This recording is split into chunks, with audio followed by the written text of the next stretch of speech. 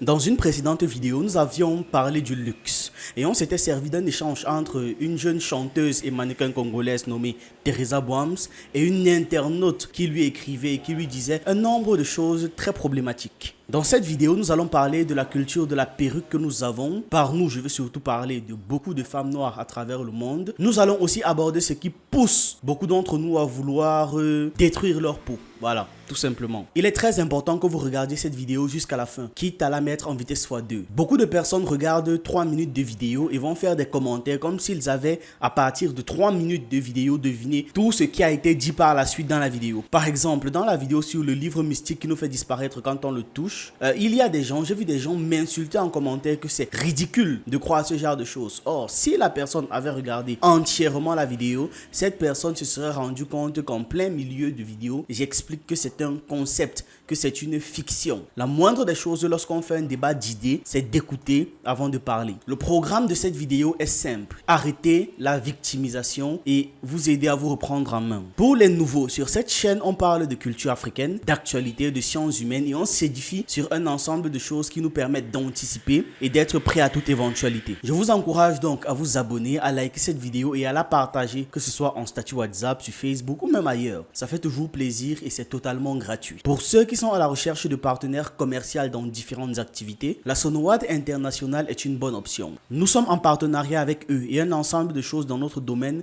nous sont simplifiées. Les deals sont globalement corrects. Aussi, notre équipe offre des services de graphisme 2D, 3D, de montage vidéo, d'animation et de conception de site internet. Si vous avez besoin de nos services, vous pouvez nous contacter via ce numéro. Vous pouvez aussi vous servir du lien WhatsApp qui se trouve en description ou tout simplement scanner le QR code qui s'affiche à l'écran. Bon visionnage. Commençons par rappeler le contexte. Voici la conversation entre Boams et une internaute. Cette personne écrit à Boams et lui dit: Bonjour, j'aime beaucoup ce que tu fais, j'aime vraiment ton travail, mais j'ai un petit conseil à te donner. Je pense que tu dois essayer d'être à la mode, du genre revoir tes cheveux et ta coiffure. Tu dois être bling bling, porte de belles perruques, des mèches brésiliennes, des lentilles aux yeux et essaye un peu d'éclaircir ta peau. Je te jure que tu verras, toi-même tu ne te reconnaîtras pas. Essaye, tu verras ma chère. Et à ça, Boams répond: C'est marrant ça, même pas en rêve. Je suis une personne vraie, je suis authentique et je m'aime assez comme ça. Plaire aux autres n'a jamais été ma priorité. Le paraître avec du bling bling est très loin de faire partie de ma philosophie de vie. Cette personne rajoute en disant: Je trouve que tu as un teint trop noir pour une artiste. Et à ça, Boams répond: La beauté de soi ne se trouve pas dans les yeux de l'autre. Je me sens assez belle et j'adore mon teint noir tellement que je ne suis pas complexée. Je ne le dirai jamais assez, cette conversation soulève beaucoup trop de problèmes. La notion du paraître que nous avons vu dans la précédente vidéo, puis les cheveux artificiels et enfin la perception de la beauté, mais qui en soi renvoie à ce continu et à ce perpétuel problème, à ce perpétuel complexe que nous avons. Vous avez peut-être déjà vu des images de ce genre,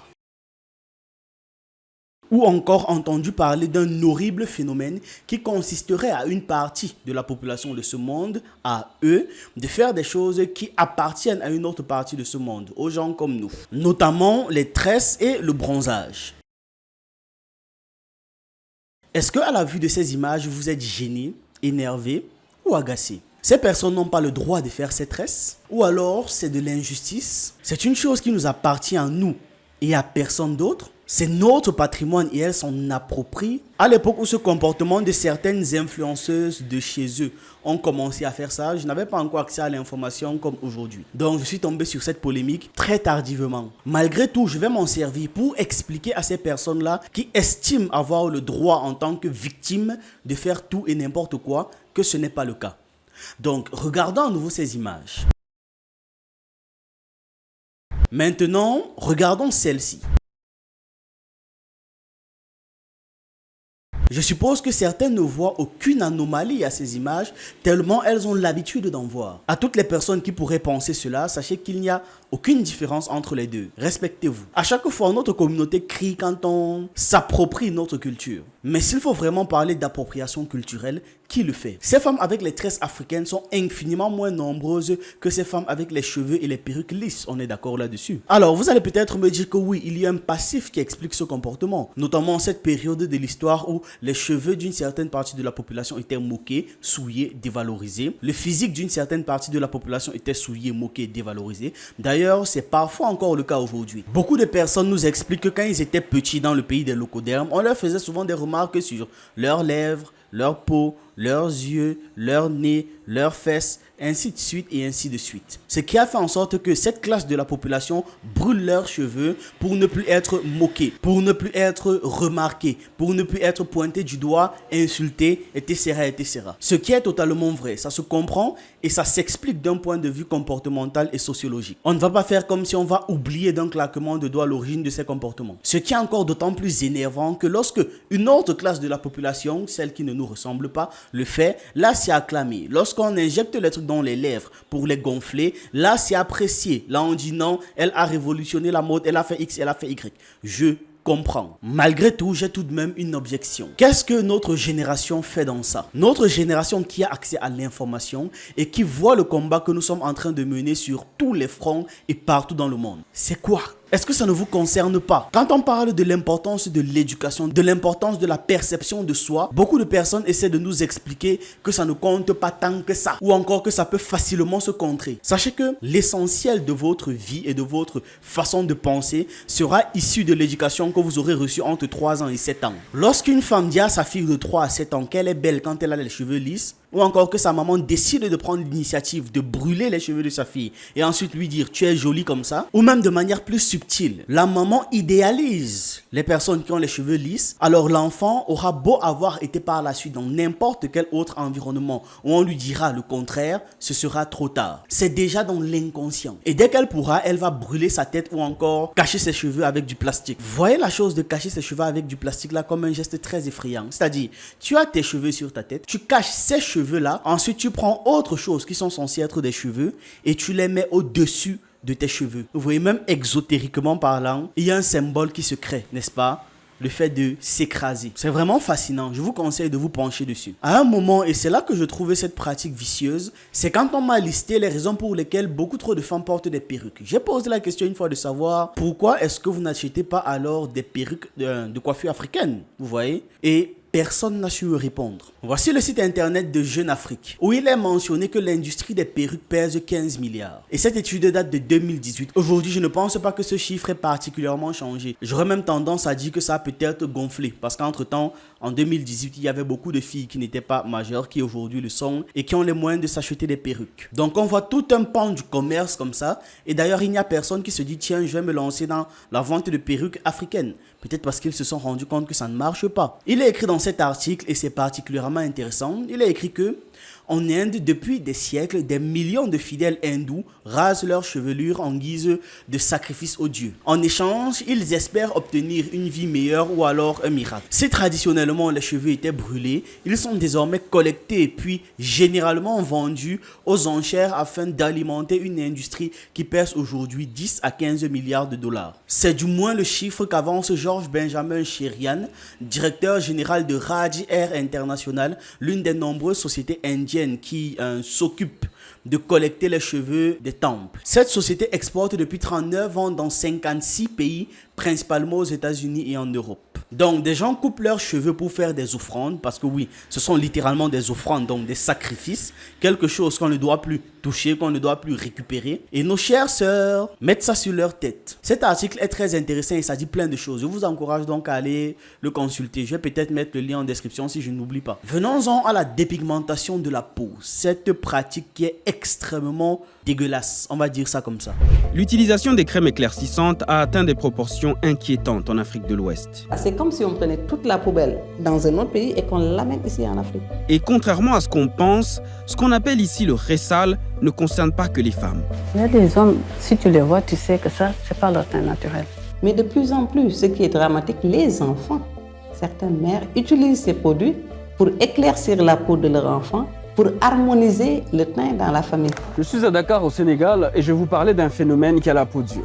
On reconnaissait la Sénégalaise par son magnifique teint noir. Et maintenant, les teints noirs comme moi, on les cherche à la loupe.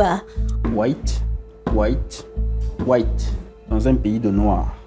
Je veux comprendre pourquoi les Sénégalais se donnent autant de mal pour blanchir la couleur de leur peau. Là, vous voyez comme mon visage est vraiment clair. Et vous voyez le corps comme c'est foncé. Ouais. J'avais 2 dents en fait. Peau noire, teint clair. Mais à quel prix? Et surtout, jusqu'à quand? On ne se rappelle pas à quel point c'est nocif ou bien on décide volontairement d'ignorer à quel point c'est nocif. Mais dans le message qu'a reçu Bouam, ce que nous fait comprendre cette personne, c'est que une personne qui se dit célèbre, une personne qui veut être bien présentée, être propre sur soi et tout ça là, doit le plus possible ressembler aux autres, aux gens qui ne nous ressemblent pas. Au-delà du profond manque de respect que ça représente, j'aimerais bien savoir ce que ça dit de nous. Parce qu'à ce niveau, il n'est pas juste question de Starmania, mais alors pas du tout. Je ne compte pas le nombre de fois où on m'a fait comprendre que les filles brunes sont mieux, avec les phrases du genre « La fille est très belle, elle est d'abord brune mon frère ». Ce qui implicitement nous fait comprendre que si tu es brune, c'est-à-dire si tu es une femme noire, mais plus claire de peau qu'une autre femme, par défaut, tu es belle. Ça veut donc dire quoi de ceux qui sont tellement clairs de peau qu'ils sont pâles? On ne s'en rend peut-être pas compte, mais sachez que c'est dans nos mœurs. Cet internaute qui écrit à Bouam, ce message ne sort pas de nulle part. Au point où il y a des duels en fait actuellement sur le continent entre les femmes noires et les femmes brunes, c'est-à-dire les femmes noires qui sont juste un peu plus claires de peau. Où est le sens dans ça? Sachez que aux yeux des autres, des personnes qu'on veut impressionner là, entre cette fille et cette fille, il n'y a aucune différence. Nous seuls frustrés en voyons une. Mais il n'y a aucune différence entre ces 2 femmes à leurs yeux. Maintenant, il est vrai que ce n'est pas parce que tu portes une perruque ou encore que tu rajoutes des cheveux que tu es forcément complexé. Déjà, il y a des perruques afro. Encore heureux, même comme ça représente une infime part du marché. Il y a aussi des mèches de cheveux afro. Il y a même aussi des faux locks. J'ai déjà vu des personnes avec des faux locks, etc., etc. Ce qui peut être utilisé comme accessoire pour nos cheveux. Déjà, je vous encouragerais donc à plutôt prendre ça parce que en tant qu'Africaine, sachez-le, ça présente mieux. C'est beaucoup plus beau et c'est beaucoup plus valorisant. Le véritable problème, c'est qu'une écrasante majorité de personnes portent non seulement des cheveux des autres, mais avec des modèles de cheveux des autres. Si c'était une extrême minorité, d'accord, pas de souci, ou disons même juste une minorité, pas de problème, ce serait passé crème. Mais lorsqu'une personne prend le temps sur elle d'aller vers une personne populaire pour lui dire que pour être encore mieux, tu dois être comme les autres, qui ne sont pas comme nous, là, ça devient inquiétant. Comment se fait-il que la norme soit de cacher nos cheveux et l'exception soit d'assumer nos cheveux? Est-ce que ça a un sens? On a besoin de faire partir ces complexes-là de notre communauté et pour ça, on doit apprendre à se décomplexer. Ça ne va aider personne et ça ne va jamais aider si on continue de rester dans le même conditionnement psychologique.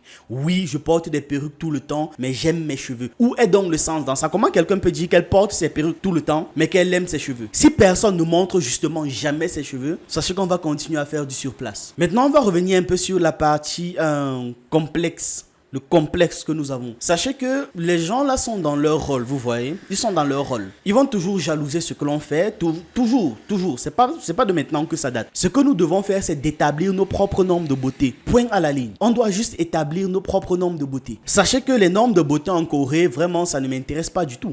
Mais c'est en Corée et ils s'en fichent complètement de savoir que moi, ça m'intéresse ou pas. Ça ne me concerne en rien. Tout comme ce que eux, ils disent sur nous n'est pas censé nous impacter à ce point. Pas aujourd'hui, plus aujourd'hui. Prenons simplement le courage comme Bouams d'établir nos propres normes de beauté, ce que l'on estime que ce sera bien pour nous et puis on s'en fout du reste, d'accord? Ce sera beaucoup plus efficace ainsi. J'ai déjà expliqué à de maintes reprises que l'universalisme n'existe pas. Tout comme il n'y a pas d'universalisme dans la médecine, d'universalisme dans la culture, il n'y a donc pas d'universalisme dans les normes de beauté. Ce que nous tous d'ailleurs allions aimer exactement la même femme. Donc, que celles qui ne sont pas complexées, que nous, hommes comme femmes, donc que ceux, voilà, on va dire ça comme ça, qui ne sont pas complexés, apprenez à vos petits frères et à vos petites sœurs à ne pas l'être aussi. Apprenez à vos enfants à ne pas l'être également et montrez à vos amis d'autres chemins. Apprenez-les comment entretenir leurs cheveux et leur peau en gardant leur authenticité africaine et leur beauté. Maintenant, qu'en est-il du 80% des femmes qui ont toujours la greffe et des perruques indiennes et autres? Indirectement, sachez que vous continuez à mettre dans nos esprits que c'est le schéma à suivre. Donc vous avez une responsabilité par rapport à cela. Et peut-être que vous allez vous taper la poitrine de X ou Y,